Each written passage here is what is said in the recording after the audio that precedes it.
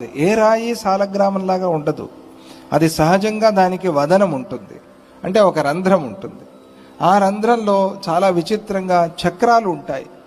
ఒక చక్రము ఇలా ప్రదక్షిణగా ఉంటుంది, ఇంకొక చక్రం అప్రదక్షిణగా ఉంటుంది. రెండు ఇదేమి వింత, ఆ రెండు మళ్ళీ కలవవు, కలిసినట్టుగా ఉంటాయి, అలా దగ్గరగా ఉంటాయి, కలవవు. ఇది ఒక శ్రీచక్రం, ఇది ఒక శ్రీచక్రం అన్నట్టుగా రెండు వైపులా. అది ఒక ముఖము. ఆ లోపల పరిశీలన చేసి చూస్తే అందులో మహావిష్ణువు, కొన్ని చోట్ల అనంత పద్మనాభ స్వామి, ఇంకొన్ని చోట్ల శ్రీకృష్ణుడు, ఇంకొన్ని చోట్ల నరసింహస్వామి, ఇంకొన్ని చోట్ల మత్స్యావతారం, లక్ష్మీనారాయణ స్వామి, ఇలా రకరకాల రూపాలతో ఆ సాలగ్రామంలో స్వామి కనిపిస్తాడు. పైగా మెరిసిపోతూ ఉంటుంది సాలగ్రామం. అందులో జీవకళ ఉట్టిపడుతూ ఉంటుంది. ఏ రాయిలో కూడా అటువంటి జీవకళ ఉండదు, మనం చూడం. మరిసిపోతూ ఉంటుంది. అందులో బంగారపు ఛాయలు కనిపిస్తాయి సాలగ్రామంలో. ఆ బంగారం తినేందుకోసమే ఆ విశ్వకర్మ వజ్రకీటంగా అందులోకి వస్తాడు. విశ్వకర్మ అందులో చేరతాడు. చేరి ఆ బంగారాన్ని లోపలే తింటాడు ఆయన.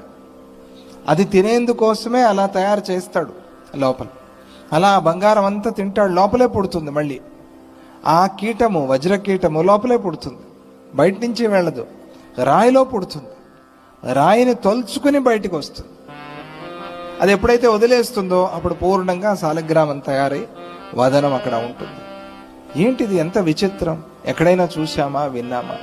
ఆ గండకి నదిలో మాత్రమే ఆ సాలగ్రామాలు, ఇంకెక్కడా దొరకవు. అదేమిటి విచిత్రం? నేపాల్లో గండకి, అక్కడ రుద్రాక్షలు అక్కడే, శివుడు, సాలగ్రామం మహావిష్ణువు అక్కడే.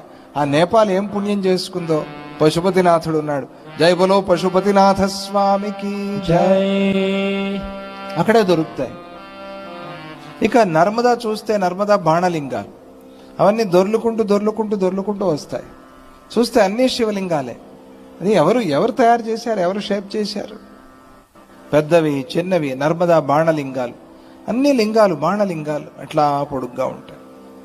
నర్మదా బాణలింగం, ఇది మనం అర్చన చేస్తాం.